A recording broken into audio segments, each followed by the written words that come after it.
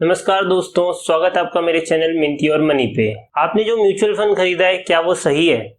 कैसे पता करें कि जो म्यूचुअल फंड आप होल्ड कर रहे हैं वो अच्छा है कि बेकार है, या वो आपकी गोल्स के लिए सूट करेगा कि नहीं करेगा? तो इस वीडियो में हम इसी के ऊपर बात करेंगे। वीडियो को एंड तक जरूर देखिएगा और चैनल को सब्सक्राइब करना मत भूलिए। चलिए शुरू करते हैं। म्यूचुअल फंड खरीदते समय एक आम आदमी को जो चीजें ध्यान देनी चाहिए वो हम इस वीडियो में एक एक करके बात करेंगे। तो पहली जो बात है वो है डायरेक्ट वर्सेस इनडायरेक्ट फंड्स में। जी हाँ, हमेशा अपना फंड डायरेक्ट खरीदें, कभी भी इनडायरेक्ट फंड ना खरीदें। फॉर एग्जाम्पल, आपने जो म्यूचुअल फंड खरीदा होगा उसके काफी सारे कॉमन तरीके हैं। या तो बैंक, आप अपने बैंक गए, बैंक ने आपको म्यूचुअल फंड बेचा, या आपने खुद बैंक को फोन किया, या आपने अपनी बैंक की ऐप से ये फंड खरीदा। इन सारे तरीकों में ही जो आपको फंड मिलेगा वो इनडायरेक्ट मिलेगा, क्योंकि बैंक भी एक टाइप का मीडिएटर का काम करता है और डायरेक्ट फंड कभी नहीं बेचता। इसके अलावा मार्केट में काफी सारे थर्ड पार्टी डिस्ट्रीब्यूटर्स होते हैं जो आपको फोन करते हैं और आपको बताते हैं कि हमारे पास सारी कंपनियों की म्यूचुअल फंड है, तो आप हमसे खरीदिए, हम आपको किसी भी कंपनी का म्यूचुअल फंड दे देंगे जो भी आपको पसंद है।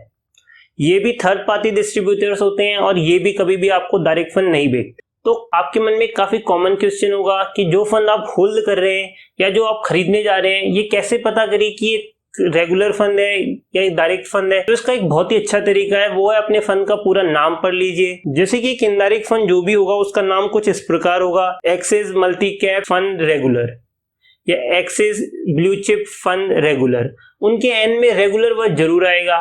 तो ये regular word basically indirect funds को ही डिफाइन करता है।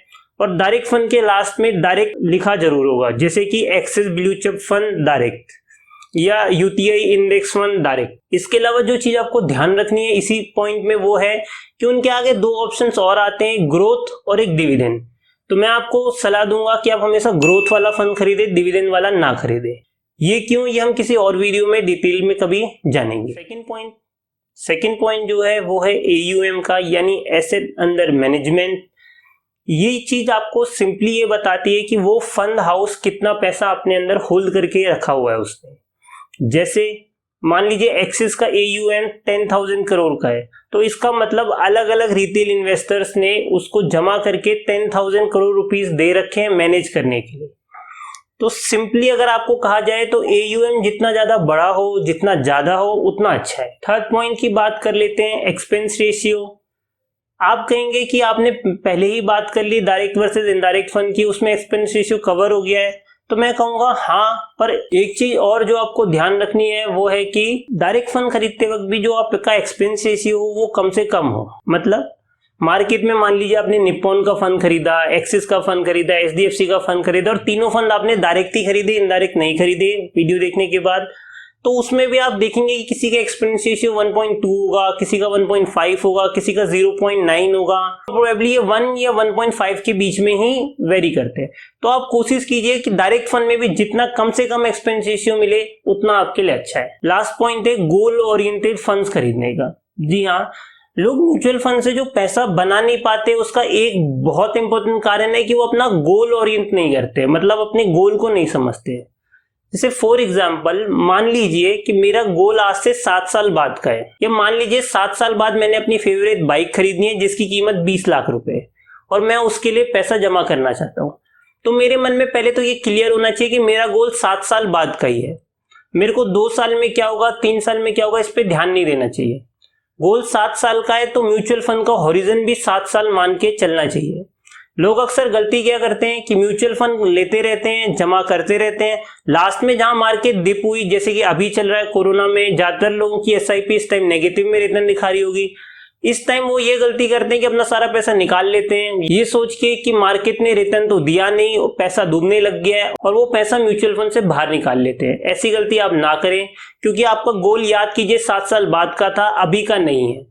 तो 7 साल में ये पैसा आपका उसके आसपास हो जाएगा, इसके लिए आप चिंता ना कीजिए। इसके अलावा एक पॉइंट और है, वो है पास्ट परफॉर्मेंस, जिसको काफी सारे लोग काफी इंपॉर्टेंट पॉइंट मानते हैं, पर मैं इसको बिल्कुल भी इंपॉर्टेंट पॉइंट नहीं मानता हूं। मेरे अकॉर्डिंग अगर किसी फंड ने लास्ट 10 ईयर्स में 12% का रिटर्न दिया है तो ये इसकी कोई गारंटी नहीं देता कि आने वाले 10 सालों में भी वो 12% का ही रिटर्न दे देगा। इस पॉइंट को लेके म्यूचुअल फंड काफी ज्यादा अपने आप को सेल करते हैं मार्केट में।